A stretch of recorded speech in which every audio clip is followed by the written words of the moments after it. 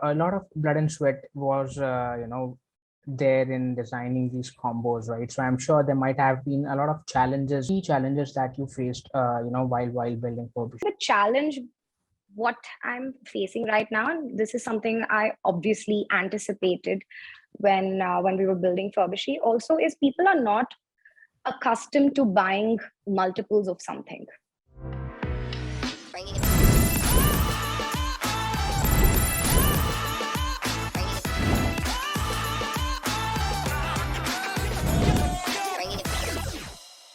Hi, Tejaswini. How are you doing today? Hi, Mohit. Thank you so much for having me here. Really excited to do this and Yeah. a little nervous. Yeah, all right.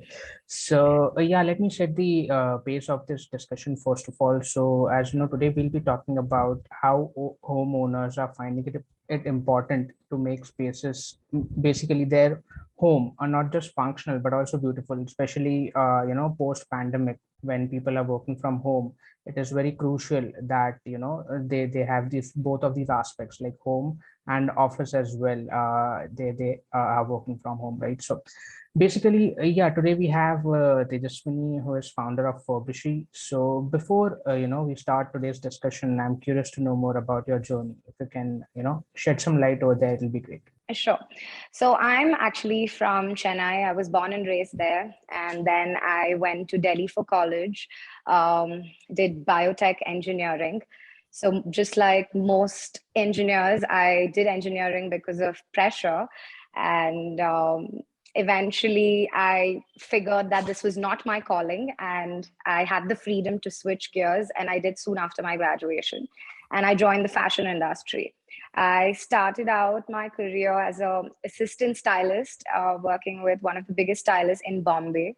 And after 2 years of working there, I landed a job in Arvind, and that is when I entered the export industry. I would say that that stint for me was a game changer. It really helped shape my career, helped me understand what I really wanted to do. And yeah, since then, I think in the last 7 years, I worked across multiple verticals, worked with different kinds of brands across the world, handled brands like Burton, Marks and Spencer's, Tommy Hilfiger, Levi's, even domestic, like Reliance, Future Group. So it kind of gave me that exposure to work with global markets and domestic markets to understand the trends. And I would say that it was quite a good run. I mean, I wouldn't have had it any other way, but I think it was necessary for me to move on, and that is when I decided to quit and launch Furbishy. Interesting. That's quite interesting. So, how did the idea of Furbishi came up, like while you were working with different brands and different verticals? Is that when you came up with Furbishi, or how did it start? If you can, elaborate over there. So I think there are two things to this really. One is, given the last 2 years, we have seen how the pandemic has really altered our lives, how we interact with people, how we interact with products, how we interact with spaces. Um, I mean, our social life has it did a 180, and even when it came to like the markets being so volatile, they were becoming volatile in because of what we were experiencing, because of the lockdowns, because of quarantines, companies that were not able to operate the way they usually would. So I think in general, home and technology started playing a very big role and had a direct impact on us. So that, and then simultaneously, as a company, we were struggling to bag orders. We were talking to clients, and we started seeing how drastically our garment orders were fluctuating. But at the same time, we saw a huge spike in home textile products. So I think that is what really made me take a step back, reassess the market, reassess what I was doing, how I could add value with all the knowledge that I've bagged over the years. And I realized that we were headed. I started also understanding how companies were also, putting this massive pressure in getting their online operations into a competitive shape. And I realized that, and I started to strongly believe that we were headed for a digital-led recovery in the new COVID world. So I wanted to come up with Furbishy. I had Furbishy in mind for a very long time, but I knew that home market was the next big thing going forward. And I thought this was the right time to launch, and I went ahead. Correct, correct. That's quite interesting right there. So now that you have talked about that home industry or the market overall, you might have experienced a lot of different trends in the market, right? And you also have worked in different markets, like you said before. So how mature is the Indian market when we compare it to any other markets out there in the world, right? Specifically to this industry. I think Indian furniture and home decor market has seen growth only as exponentially as it could. I mean, if you see back in 2015, we were a $15 billion market. And now we're headed in the next 4 years, we would be a $40 billion market. So if we're heading towards an opportunity like that, and if you compare your online sales contribution back in 2015, which was just about 1 to 2%, and now we're going to be looking at least a growth rate of 39-40%, it's exciting, especially for a lot of newcomers like us in the market. It definitely is a positive thing to look at. And I think we're going to be witnessing some really exciting years, even with the whole real estate industry backing us. Even they are seeing a huge demand in the home buying space. And I think, I think we're going to be seeing some very interesting trends in the coming years. True. So although you touched upon this point, like basically what are the key driving factors for this industry in India? One is obviously you talked about, real estate is growing, and as and when people buy more home, this market is tend to grow, right? So apart from that, what are the key factors that are, shaping the industry that we see today? So I think off the top of my head, one is definitely there's a huge demand for spacious homes, because they are looking for homes that can accommodate their multifunctional needs, right? Because today home is a multifunctional space.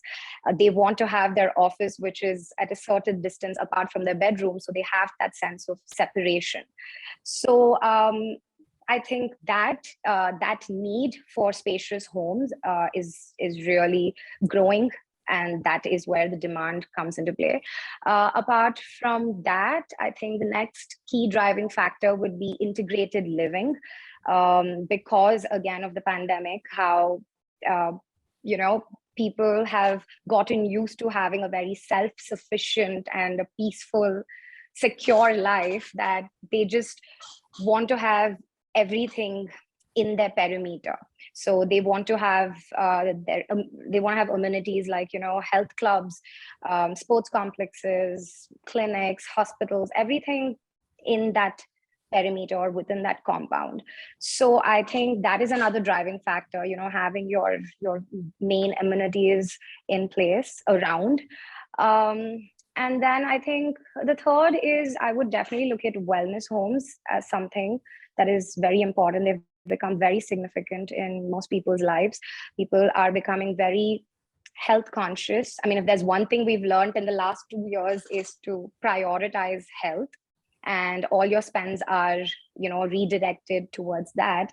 So a lot of yoga centers, a lot of meditation centers, a lot of centers for recreational activities. So yeah, I think that is another key driving factor. And apart from that, of course, you have the RBI, who's opted to leave the policy rate steady. So with low rates on home loans, I think everything is just going to tie into each other and make it interesting for the market. Correct. So I believe government is also playing a crucial role into this. Like they are also supporting the industry to grow, and they have brought up a couple of policies as well in favor of the industry that is out there. Yeah. Right. So now that brings me to my next question. Like, how Furbishi is different from other players out there in the market. You mentioned there are a lot of players who are doing this kind of thing, right? Home decor and things like that, right? So how you guys are different from them, if you can shed some. So I think a very simple underlying message is that we wanted to make beautiful interiors accessible. We believe that everyone deserves to live beautifully. And when you live consciously, you are inspired and you use your abilities to create meaningful work. So, with this intention, we created an online design forward marketplace that offers pre styled combos of products from different brands put together, and combos that are curated by interior designers and interior stylists who we collaborate with across India. Um, when we started. When we started talking to the interior designers, our main point was that we want to disrupt the way interior decor space is seen. It's always been viewed in the light that interior decor or interior design is an expensive affair, and we wanted to change that and make it accessible for everyone in whatever way we could. And that is what our combos offer. We integrate styling service and the product, and these interior designers are taking out time to curate these combos for every space. So you have bedroom combos, you have living room combos, you have dining combos, so combos of 3, combos of 2, and you can personalize these combos by adding up to 2 individual products and at affordable prices, right? Like, this for me is also a very personal thing, because when I was always traveling for work, I mean, at least in the last 3-4 years, I always on the road like 20 days a month. And, I didn't have like one home to go back to. And when that happens, you don't feel like spending too much to do up that space, because you're like, what's the point? Why should I spend so much? So when that, I always looked for like economical ways to spruce up my space. So I think that also played a big part in how we wanted to create this marketplace, to keep it very economical. Someone who already has a fully done up home would still like to elevate their space in a very minimal way and an economical way possible. And that is what Furbishi is trying to do. So you buy a combo of 3, which is a set of cushion covers and something for the center table, which is a living room combo. You're not really redoing your whole space, but just bringing those 3 elements, and especially products from different brands, can really elevate your space. And not everyone likes to spend a lot of money on just one brand. They like to explore brands, they like to explore products. And then when you do find that one nice product from another new brand, you'd want to find something else to complete the look of that product. And that is what we are trying to do. We are trying to dig up a lot of homegrown brands that have come into the market in the last 2-3 years.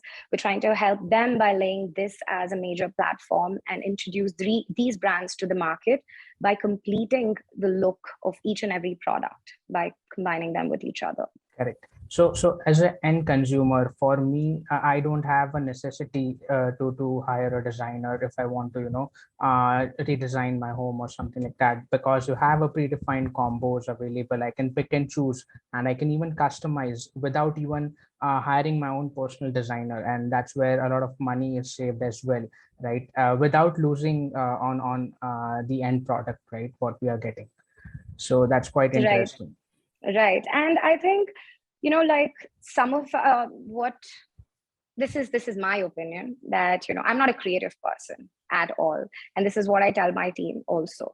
But when you have designers creating products, working on certain prints, sometimes I feel, it's just understood that audience just understand your vision, or they see the products the way you see your products. And that is not true. Like, when I see a product, I might love it and I'm like, okay, it looks amazing, but how do I style this? Where do I put this? Or what do I pair this up with? And that is where Furbishi comes into play, where it is completing the look of that beautiful product by curating a combo and putting that product along with other products to make it look complete and Correct. and that just drives up your sale as well for all those individual products. Correct. Correct. So you told you're working with a lot of designers from across the India, right? So how does it work usually, right? So we collaborate with these esteemed interior designers, design studios. We request them to curate about 20 to 30 combos for us. We tell them that these are the brands that we have on board, these are the products that we have selected, keeping the price points in mind. Because we are selling combos, we have to keep the price points in mind. We cannot, we did not want to sell overly expensive combos. So we had to balance the price out and balance the style out. So we would explain this to the interior designers and first ask them what is their style. Like right now on Furbishy, we have contemporary and we have modern Indian. And all the combos are categorized under these two, and we'll be introducing boho soon. So we asked the designers what style, what is their style and what really appeals to them. And once they pick the style, they pick the product, they pick the brands, and then they do the curations for us. And then we have to do these shoots in a lifestyle shoot manner. And I mean, if you see our website, you'll see that these are not regular product shoots. Like some real blood and sweat has gone into into styling these combos and making them look so beautiful. So because they are lifestyle shoots, we had to work very closely with the designers, understand what really went into their thought process when they were curating these combos. Right. So, I'm sure you told me that, you are facing a lot of blood and sweat was, there in designing these combos, right? So I'm sure there might have been a lot of challenges as well that you saw across, right? While designing the products or as a brand, right? So what are the key challenges that you faced, while building Furbish?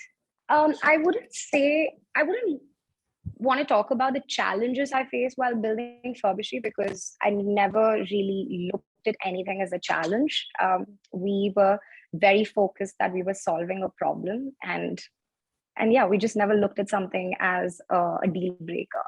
But I think the challenge, what I'm facing right now, and this is something I obviously anticipated when we were building Furbishi, also is people are not accustomed to buying multiples of something. They have been buying single products for years. In some way, we are changing the way you shop. Um, and when it comes to creating a mindset change at society level, it takes time. So people are soon going to realize and understand that this is only making their life simple. They don't have to spend time figuring out what product to buy from where and what product will go well with what. Because everything is here put together for you, and you're getting multiple brands, you're getting introduced to new brands, and you're getting products that are already well matched color wise, style wise, and for every space. So I think it will take time, but it's going to do well. Correct. So you mentioned a mindset shift, right? So I'm sure there might have been certain steps taken by you or as a brand in order to come up with this, right? So in order to educate people more on how this can make their lives easier, but while they buy a combo instead of a single purchase that they do usually, right? So what are some of the steps that are taken by you in order to bring awareness among the people across? So I think I would go back to the very first step, what we did at the time of shoots, right? Like when designers were curating, they were curating products, keeping a certain space in mind. Now we're saying, please curate, 5 bedroom combos, 5 living room combos, and 5 dining room combos for us. They have not seen where these combos are going to be, plugged. So they don't know where they're going to be placed, how they're going to be placed. But they have put as products together that will work well in any space. So now we have taken that, and these designers have not seen the spaces where we are shooting, nothing. So I think that in itself shows that these products have can be plugged into any space and can still look beautiful, because as products they go well with each other. And if you see even the color palettes that we worked on, the kind of products, the functionality of the products that we kept in mind, it was, to kind of give the end consumer a versatile collection of products.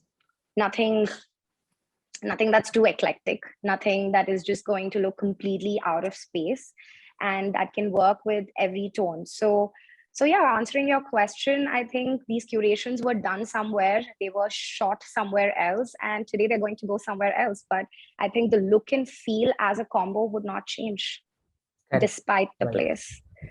Right.